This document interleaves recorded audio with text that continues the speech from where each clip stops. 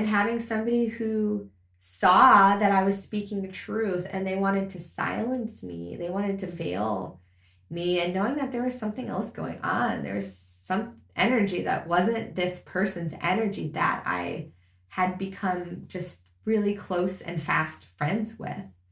So, more tests, more initiations, and yeah, that's maybe coming for you in different areas of your life. Look at where Pluto is, because those might be areas where you're really getting the hammer to draw. Thank you for coming. Thank you for staying. I'm here to share with you the beautiful transmissions from the walls of my cavernous heart, and to witness the great frequency shift that we are moving into as a collective, and the beautiful deep work that we are doing as we glide into the age of Aquarius. This is the Liminal Frequencies podcast. Let's go. Welcome back. Welcome to spring. I hope you are enjoying the weather out there, and the astrological weather is quite fiery, quite intense. We're going to get through this, but I love this deep dive and this deep journey I've had the opportunity to be on with this story of Psyche and Eros. And I want to add another piece before we begin. And the other piece is Hermes, who actually represents Mercury. Hermes is the son of Zeus, one of the nymphs named Maya. As soon as Hermes was born, he came out of his cave and he found a turtle, and he says, "Hey, we should be friends. Let me take you home and keep you safe." And he winked at the turtle, and then he killed the turtle and turned him into a lyre, which is a harp. But it was called lyre because he was lying. So immediately upon being born, Hermes was a trickster, and this translates directly to the Roman god Mercury. And so in this book by Simon Ugler, Psychedelics in the Soul, he talks about in ancient metallurgy, Mercury, the metal of Hermes, was combined with base metals to help release the gold that might be trapped within. After this alchemical process was complete, the Mercury would emerge unchanged. Like young Hermes walking backwards with his stolen cattle, or on his many journeys down to Hades and back, the planet Mercury appears to traverse backwards several times a year, the dreaded Mercury retrograde. Now, this was linked by medieval alchemists to the metal Quicksilver, to that wandering planet, and the only Olympian able to traverse all three worlds at once. I noticed the story of Mercury retrograde playing into the story a little bit. For example, the communication about the Oracle of Apollo and the information that they received about Psyche having to marry a serpent ended up being wrong. Also, Psyche seems to appear as a bit of a trickster herself, and especially how she interacts with her sisters. Across world mythologies, the trickster is most commonly depicted as being on the road, traveling between villages on some misadventure, encountering and engaging with the messy unpredictability of life's crossroads. Coyotes travel across North America, often begin with traversing some desert road amidst the sagebrush. Loki regularly travels to the mead halls of Jotunheim, the realm of the giants. Eshu trots through village pastures to teach those who forget his power. Raven flies up to the house of the sun and throws down light to the dark world below. In all of these stories, we find tricksters moving from one realm to the next and back again. Anthropologist Victor Turner studied rites of initiation across the world, fixing his gaze primarily on the middle phase of these rites of passage, which he called the liminal. The word stems from the Latin limen, or threshold. Accordingly, Turner linked liminality to death, to being in the womb, to invisibility, to darkness, to bisexuality, to the wilderness, to an eclipse of the sun or moon. So we can see in this story, the way it plays out, that as we begin the story, Psyche has lost her home, she's lost her kingdom, and she is ready to move into this liminal space of being an outcast. And we can see this in our own stories as we move into our own initiations. And I invite you just to pay attention to what parts of this story really resonate with you and what parts of the story are exciting to you, and how we can revisit this in our own lives and how our archetype plays into this. So let's drop in. I hope you have the best underwater gear because we're really going deep today. So here we are in Venus retrograde and Mercury has joined us. So more opportunity for a shit show, or however you want to look at it, for a new way of looking at your reality, of your communication, your relationships. Just, I think, a deep rewiring is what we're experiencing. If you haven't checked out the last episode about the story of Psyche and Eros, I will give you a recap, but you might want to check that out. So you can go ahead and pause this recording and go over to the 2 episodes back. But we're going to talk about what transpired in that episode on the side of the story of Psyche and Eros, which is something that's just so captivating to me. And I just don't really know why, but I could see the initiation and the coming of age and the focus on how this story is about the divine beauty and how a mortal can step into this place of divine beauty. So we started the story with this beautiful Psyche, this beautiful woman who was just revered. She was exalted as Venus in Pisces is exalted. Among village people, they stopped going to Venus's temples or Aphrodite's temples. They stopped revering her, and she wasn't very happy about this. And her son, Eros, she told him to make her fate miserable, make her fall in love with the most miserable, horrible creature. And that was what she thought was going to happen. And after a while, the 2 sisters that she had were already married and they were happy.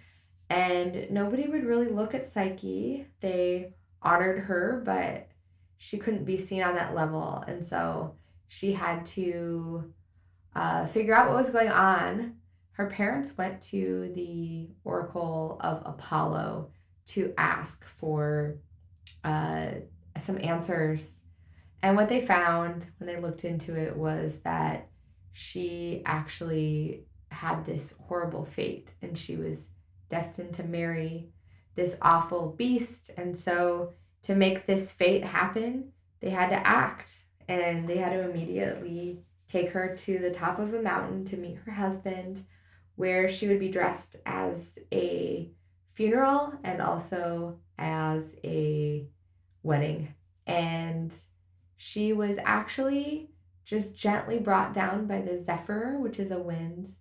And in this unfolding, she realized that she had this beautiful palace and all the things that she could ever want, these invisible servants that would take care of her. And no sign of any serpent, but the ominous thing was that she could not see her husband, who was Eros. And he would come and make love to her at night. She would have everything that she desired, but this was something that was looming. And so she decided to bring her sisters in. They came to visit to ask for some guidance. And it took her a little bit to actually let them in, to actually trust them. But she realized, yeah, this is really strange. I haven't seen my husband before, so he could be this horrible serpent. And they told her to get an oil lamp and the razor, and to see if he in fact is a serpent, and cut his head off. And she ends up accidentally spilling a little bit of oil on Eros's shoulder after seeing him, realizing just how divine he is as a being, that he's real. And she ends up pricking herself with one of his arrows and falling in love on top of being in love with him. And then, being so drunk in love, she carelessly spills a little bit of oil on his shoulder. And he realizes this and he escapes, and he tells her like how disappointed he is and how she's not worthy of him. All he did was love her. And actually, the way this all unfolds, though, is interesting. Eros believes that his task is to make her fall in love with a serpent or a horrible beast. And when he sees her, he ends up accidentally pricking himself with one of his arrows and falling in love with her and says, I'm going to make her my wife. And so this is a plot twist. So he departs. The castle that she is living in crumbles and falls apart.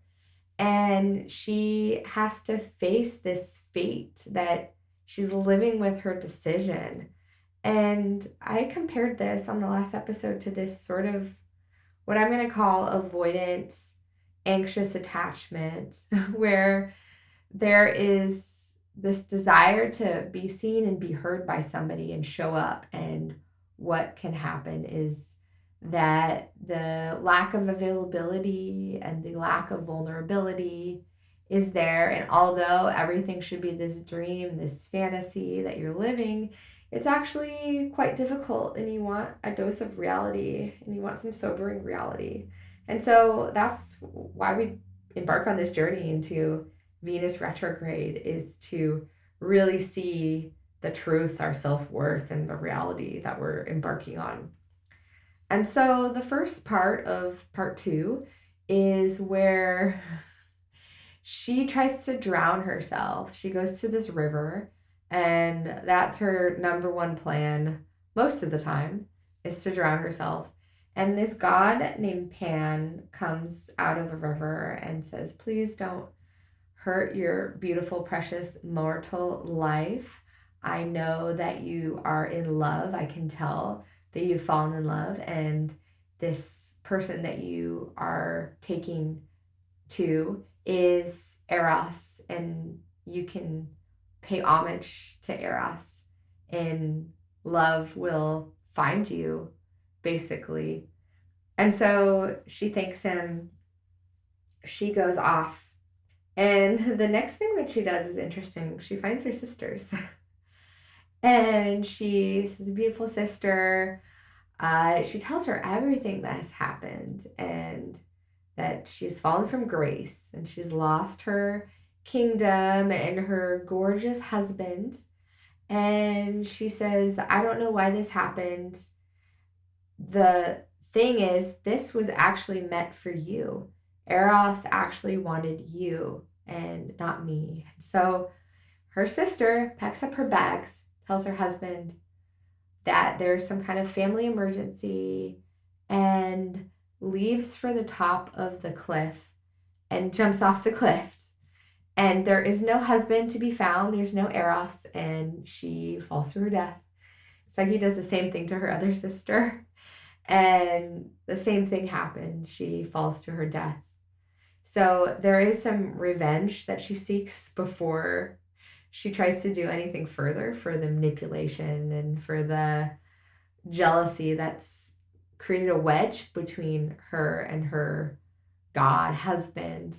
And so in the next part of the story, she tries to find refuge in the temples of Hera and the temples of Demeter, and she requests that she has protection.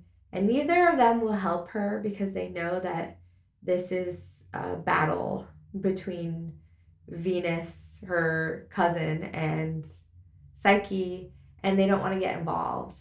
And so finally she makes her way to the temple of Venus herself.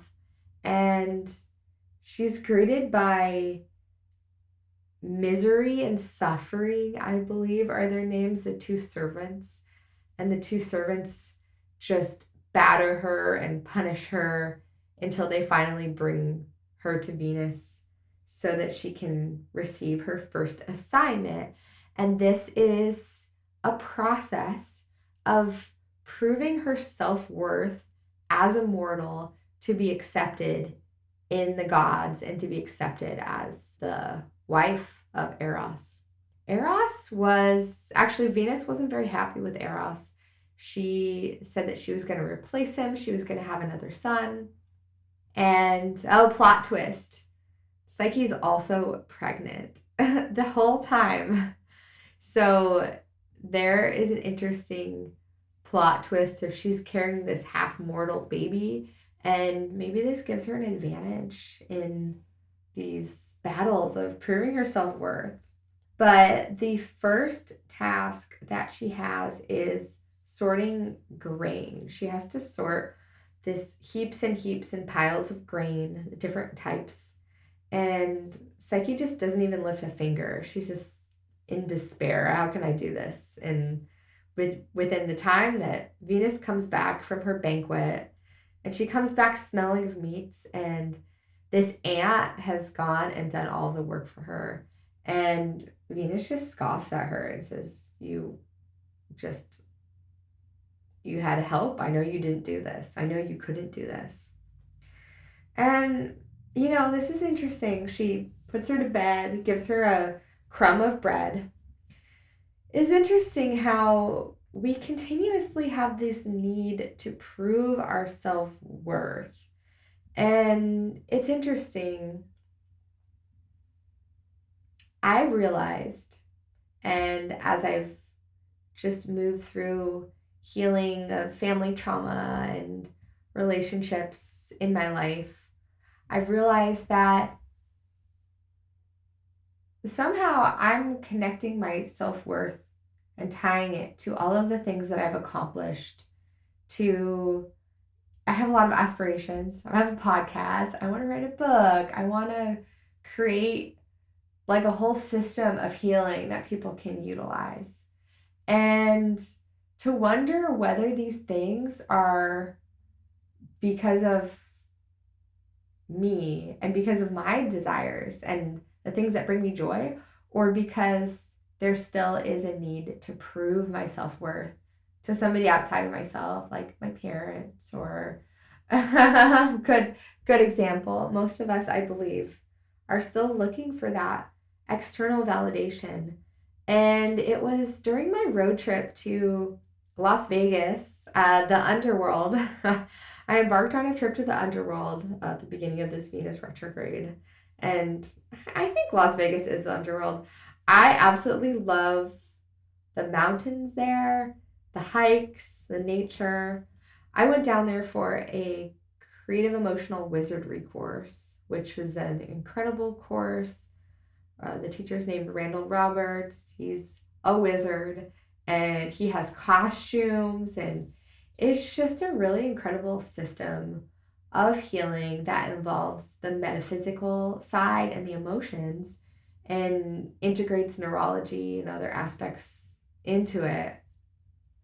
But in the open roads of Nevada and the freaking state with the loneliest roads and the expansive skies and this hail in the middle of the day and snow, I just was able to drop into my own self and my own self-worth and see, the reason that I'm worthy is not because of anything that I will ever do, is because I just am and I exist.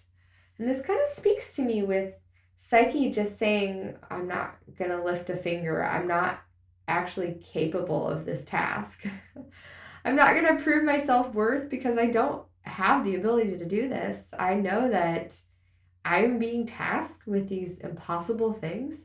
And so the beautiful thing about this story is that every time nature just speaks to her, and nature is the thing that carries it out for her and that involves her because she is the soul. She is the transformation. She is the butterfly.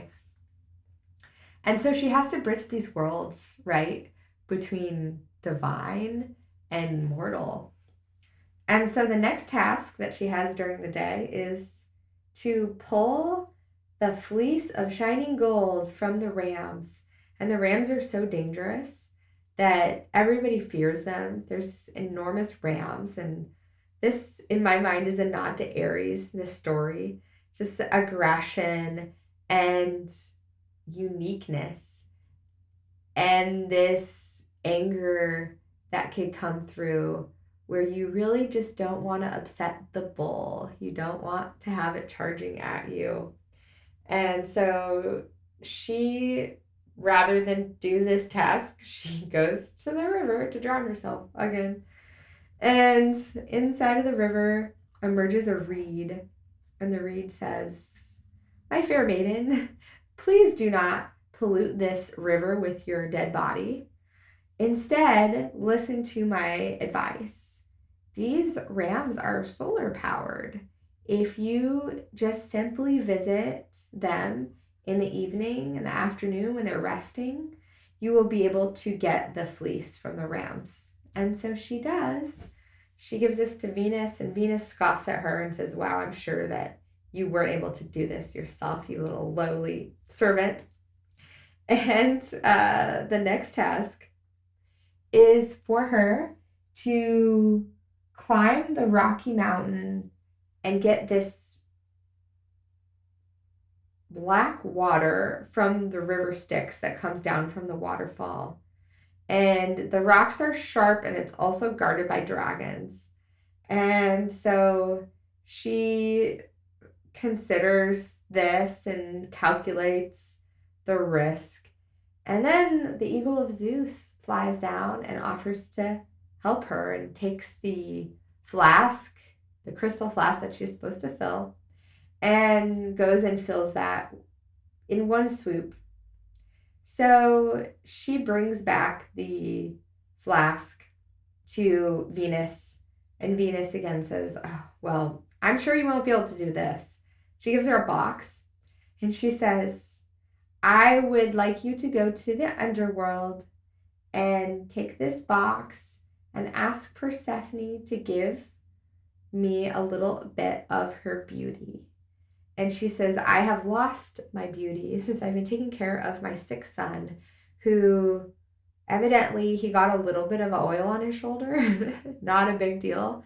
Maybe it was the heartbreak and the betrayal of his sweet Psyche deciding kind of to go on her own and take a huge risk, which would lead to her having to prove her self-worth. But taking a risk nonetheless in true love, finding the love that will actually let you see them. And so the next task is so daunting for her. There's been many accounts of people who've gone to the underworld and they haven't returned from the underworld. And so much like driving to Las Vegas, which a lot of people laughed at me. It's like, okay, you're going to drive to Las Vegas? The last time I took a road trip, I was stuck in Pleasanton, California for 3 or 4 days because I had a problem with my diesel exhaust system and there was a leak and I had to get it fixed. And so, yeah, it is daunting to go to the underworld, to make a big journey, a big transaction like this in potentially snowy conditions. There was one city called Austin, Nevada, if anybody's ever been on the road there, and it's about 7,000 feet, and it just comes out of nowhere, this little mountain. And at the time that I went through, I was so grateful it was during the daytime because it was a little spicy. I was like, definitely put the 4-wheel drive on, saw the trucks coming up the mountain. I don't think anybody's lives there. They have a billboard that says, "We've been social distancing since 1826. And yeah, this is just a little bit of a spicy road. and so much snow, surprisingly. On the way back, it was really clear, but it seemed like it had been hit by a lot of snow, and it seemed like nobody even really had a snow plow. This is really close to the Death Valley. So, but it's interesting, like the moments that you're just alone on the road in towns with nothing. You don't even know if you are going to make it through to the next gas station. I got pulled over by a police officer who was conducting a training exercise to, I guess, pull somebody over for the first time. Maybe I should be honored. I didn't get a ticket. I was so grateful. But I guess I was going over in a school zone. And when he pulled me over, he looked like he was laughing. And I was kind of focused on that. And I didn't realize there was somebody at the other window. And I just was startled. And I said, I have a lot of adrenaline that comes through. I get a little nervous around authority. But yeah, those initiations that I made it through, right, to get into this space. And luckily I didn't gamble all my money away, get stuck in Las Vegas. Oh my gosh, I definitely kind of stay away from that. I think the idea of gambling and sitting in a room with screens everywhere, I bet you I counted like 600 screens in that room in the casino where I had to walk through to get to the class, to walk to the escalator. And yeah, this was just this energy that I don't really want to be involved with, and it just doesn't make my body feel good. And so I definitely stay away from that. I definitely stayed in the strip malls and not in the strip clubs, and had some nice meals, some amazing empanadas and some sushi, but staying in the mountains and hiking and climbing a little bit, but not really wanting to go into the nightlife and that part of the underworld. And so one of her advice was not to accept the meats and the delicious sweet things in the underworld because they didn't want her to become it. She needed to get in and get out. So, uh, basically, when she finds out that she has to go to the underworld, she's really disheartened. And she goes up to the top of the tower and she's determined to throw herself off of the tower, which is really interesting with the Venus retrograde thing, that she's one way or another, she's going to get into the underworld. And a voice comes to her and says, "Do not throw yourself off of this tower. There is a shortcut to get into this cave, and it will get you into the underworld. When you arrive, you will see a three-headed dog and a ferryman who are guarding it. Take 2 coins and 2 barley cakes, and evidently put the gold coins in your mouth." So, speaking truth only, keeping these jewels with you, or maybe just not engaging in small talk because you really don't want to be distracted by the glitter of the underworld. And he says, harden your heart. There are things that you will encounter and you should not stop for. You should not stop for the drowning man. You should not stop for the lame man. And you should not stop for the women spinning. And so she decides to go. And she sees all these things that she's been told she sees. She has to resist the desire to soften her heart and help the drowning man, help the women who are spinning and weaving, help the lame man. She goes down to Persephone, and Persephone gives her some of her beauty in the box. She doesn't accept any meal except for some dried bread from Persephone. And she's also not supposed to sit in the comfy chair and spend time with those desires. And she is successful on this side of the underworld. She departs, and she's also told that she needs to be back by the evening because Venus wants some of this beauty cream for this banquet of the gods where she's going to show up. And so she begins her route back from the underworld. And yeah, this is interesting to see the inner journey that we have of initiation and how we must prove ourselves in order to be worthy of love, in order to be worthy of all the things that we maybe believe that we are deserving of. And one interesting thing while I was on my trip was I have a friend that we've kind of parted ways, and in a lot of ways I've accepted that. I've seen people before just closing the door, and I've just said, accept this closed door, because this is, it's not in your highest interest to try and prove your worth to somebody who doesn't believe in you, who doesn't believe you're worthy of the consideration that you would give to your friends. And so this is just a feeling I had, that things weren't feeling equal. It wasn't feeling balanced.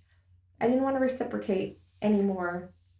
And this event happened where I was staying at a mutual friend's house. They both live there. And I didn't feel supported in that process. And I was told that I was pushing boundaries. And I was told by somebody that wasn't even there for this engagement, this interaction, where I'd ask if I could have a key so I could shower after a aerial class. It was interesting because during that aerial class, I fell and I got a huge rope burn on my hand, my left hand, as my feminine side, as I was falling to the mat. I didn't really hurt myself too much. I know I shook myself up a little bit, but throughout the whole day, my hand just hurt and I was just nursing it, and ended up spending a really long time just not being with the friends, not having meals together like I had hoped for with the friends that I was visiting. And I told them I would love to visit, and if it's not the right time for me to visit, I can always visit other friends. There's other places I can go. There's other things I could do. So instead of getting this warm reception, I got this hard boundary about not coming back that particular weekend, and saying, we can talk about this. We can talk about what happened, from somebody who wasn't even really present for the event, but it's gonna have to wait because I have a lot going on. And so I just took that as an invitation to just let this friendship go, this connection go that doesn't serve me.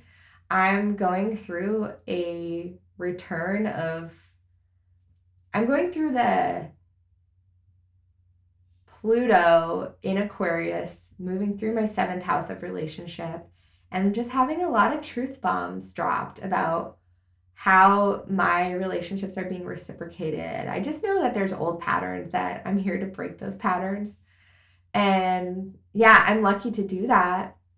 And so, although I let that go, I got some follow-up on wanting to have this conversation. And this conversation ended up being scheduled while I was in Las Vegas after one of my classes. And it was just so hard. And it was as if I wasn't talking to a friend, somebody who was my friend, but I was talking to somebody who had already calculated all of the reasons that I had been wrong, all of the things that I didn't do properly, all the ways that I wasn't worthy, and was just there to drop the hammer and just show me that. And I really don't like having an interaction and engagement like that. It just doesn't feel right to me. And so, yeah, that was a time of, and evidently the other person involved has had several experiences on the edge of life and death, has had traumatic brain injuries, maybe doesn't quite remember what somebody said, just remembers a feeling that they had and then expressed that feeling. And so I really just decided after this to let it all go. But I came to my class the last day just heartbroken. And some of the modalities that are wild modalities that I learned, like bringing the hologram parts of your body where you maybe had surgery or trauma, and bringing the hologram back to your body so that, this is what he said, he had hip surgery, he had a hip replacement, and he woke up from the hip replacement and saw that his hologram of his original hip was just across the room, and he brought it back, and it allowed him to walk, it allowed him to have vitality and health. And so I said, okay, let's bring my heart back. And then I heard, what percentage do you want to filter? Because there was all this soul fragments and these loss. And so fortunately, a wonderful lady in my class who I'd worked with before, she was able to help me clear this. And it was almost, well, it was as if a veil was put on to me from this experience of this person that I associated with family. I associated with my mom. And this is coming up for me a lot on this trip. And possibly this is why the story of Psyche and Eros speaks to me, because this is her mother-in-law, and this is her opportunity to prove that she's worthy of love from her son. Yeah, I was so lucky to have this experience of being in an environment where all of this metaphysical madness made sense for what I had just gone through in having a friendship breakup and having somebody who saw that I was speaking the truth and they wanted to silence me. They wanted to veil me, and knowing that there was something else going on. There was some energy that wasn't this person's energy that I had become just really close and fast friends with. So more tests, more initiations, and yeah, that's maybe coming for you in different areas of your life. Look at where Pluto is in your chart right now in Aquarius. What area of your life is it affecting you? Because those might be areas where you're really getting the hammer to drop, and you're really being asked to humble yourself and find a different way of doing something that just wasn't working before. And so she comes back from her underworld journey, and she comes back with the box. And once she reaches the light and she's no longer in the underworld anymore, she starts to have self-worth issues again.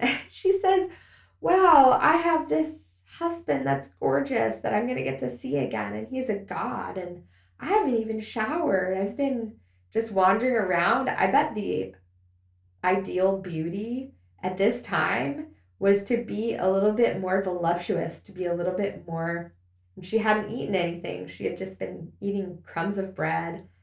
And so she opens up the box of beauty cream, of course, because she's mortal. And this is also very similar to the Pandora story. If any of you guys know the Pandora story of essentially scapegoating women for being the cause of evil in the world, because Pandora had a box of evil and she allowed the box to open out of curiosity, and all this evil and disease came out of the box. But she closed the box before hope could get out. So hope was trapped inside of the box. And to me, I see this as like alchemizing. Pandora wanted that box to be open so that she could open the wounds of the world and she could heal them and she could bring those gifts out. But we see women as a little fatally flawed and a little too curious for their own good. And so she opens the box and she goes into a deep slumber, because all that's really in the box is the gas that makes you sleep. And Eros finds her, and he gathers all the sleep and puts it back into the box, and he pricks her with one of his arrows to wake her up. And once he wakes her up, he says, darling, wait here. I will be right back. And he goes to Zeus and he gets permission for their matrimony and gets a vial of immortality for her to drink. And they get married and they have a beautiful child named voluptua, which means pleasure. And it's so beautiful that he kind of sees her and just laughs at her for being curious and just adores that in a way, adores the flaws that initially got her banished from paradise and that caused her to need to prove her self-worth and prove herself. So I don't know why this story speaks so much to me, and I know that there were some other themes that I mentioned in the last episode about a partner and having this curiosity of what is beyond this relationship, wanting to open this relationship up, and then eventually seeing that the love was there all along, but it was just masked in this avoidant attachment style. And Eros himself does have this avoidance that comes through. He doesn't want to be seen by her, and she has to take this risk. And I think that's the hero's journey, is that sometimes we have to take a huge risk in order to find true love, or whatever love might be. Maybe the access to Eros and desire is actually a less literal translation of it, and it's just our access to this life force energy, our access to our own self worth and our own purpose that we have. And so this was a wonderful exploration for me of this whole process. We've had Venus going retrograde, and then we've had Mercury meeting Venus retrograde. We've been through an eclipse, which was an interesting feeling of just visiting some grief. And the way that I understand this grief is that it's just a lot deeper than anybody understands. We're grieving an old timeline, something that we're putting to bed, and we're ready to move into a new energy.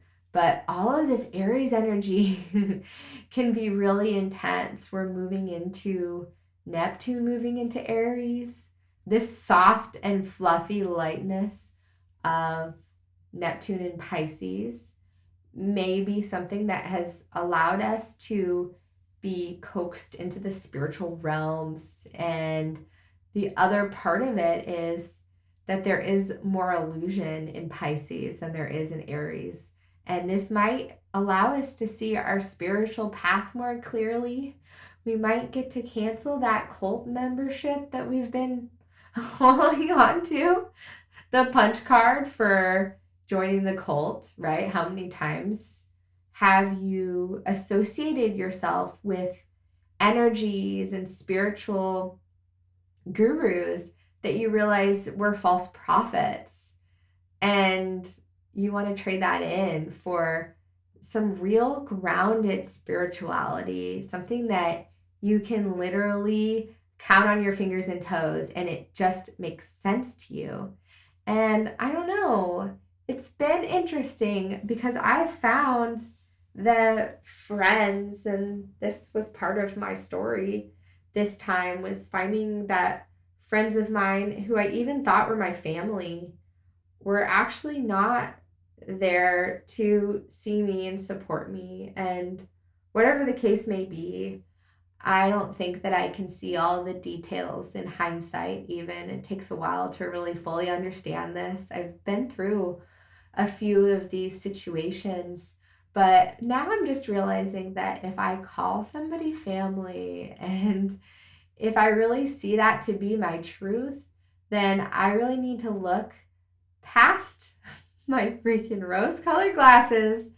And my friend just said, you know, you're wearing rose-colored glasses and you can't see red flags.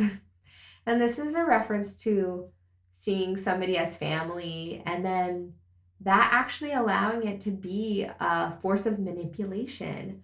Because when you see somebody as family, you end up letting them in. You end up with the psychic attacks, with the vampire energy. You end up allowing these people to have cords to you, to have contracts. This is a really wild world of metaphysical that I have lived in for quite a while. I would say at least since 2022, I felt this metaphysical realm really speaking to me, and I felt myself able to navigate it with more sovereignty because I knew when to acknowledge that, yeah, this isn't for my highest good and this needs to be removed. This cord needs to be cut. This contract needs to be resolved. And it just goes on and on and on. But I do know that when something is in the spiritual realms, in the metaphysical realms, it can move into the physical and it can move into your physical body. And then you can have restrictions and you wonder why people have, like RFK, who wasn't allowed to speak his truth with his family, has these restrictions on his voice. And people who have thyroid issues chronically that just weren't able to speak their truth and they weren't able to live in that truth. And so here we are at the ending of this story, this really beautiful story. And I see that beginning of April, Venus is going to be joining the North Node in Pisces. As the retrograde continues, so Venus will move into Pisces with Mercury as well in this retrograde.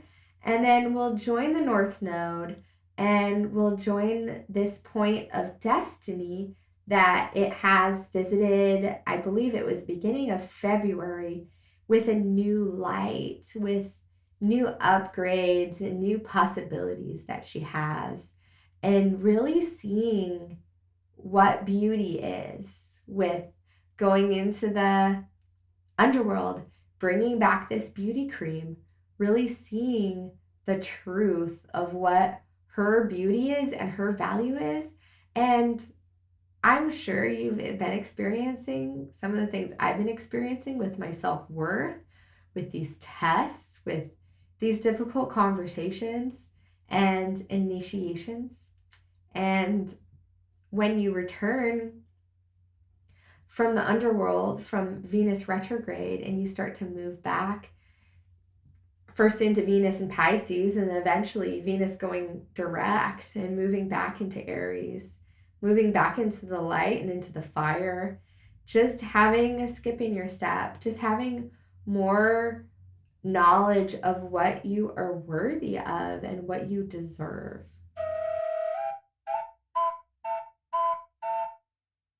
You know, it is said that Venus retrograde especially can be a review of our relationships and how we engage with others, what our boundaries are.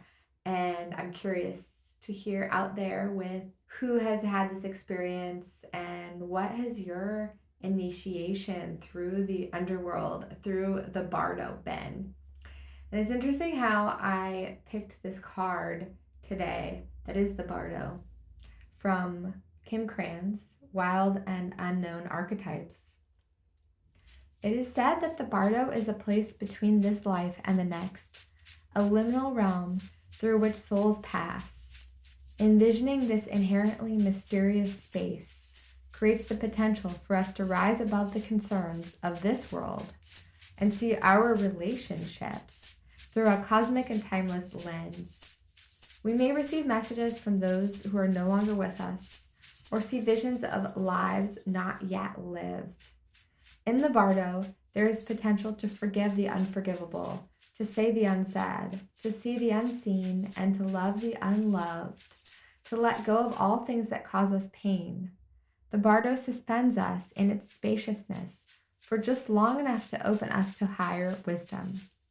Its energy does not belong to Earth as we know it, but rather to the cosmic network of which we are a single thread.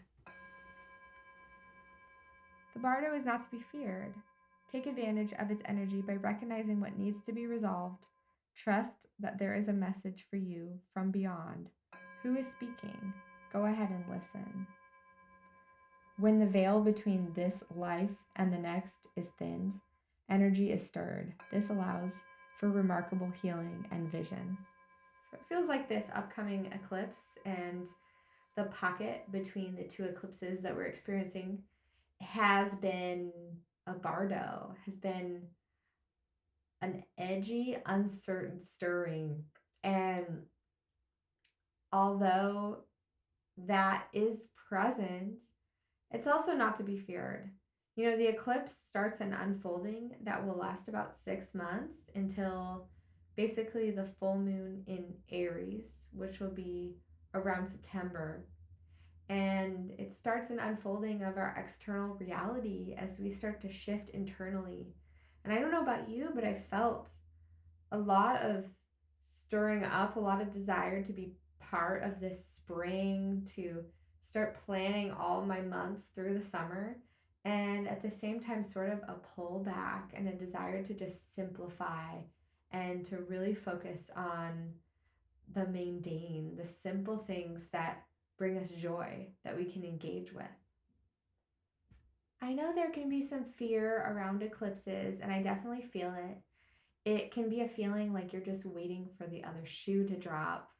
But as somebody once told me, so what if the other shoe drops? Know that you are supported. Know that this is happening for you. Know that your guides and your angels are circling all around you in anticipation of the beauty and the resurgence and the rejuvenation that's going to come into your life as things start to shift and align for you.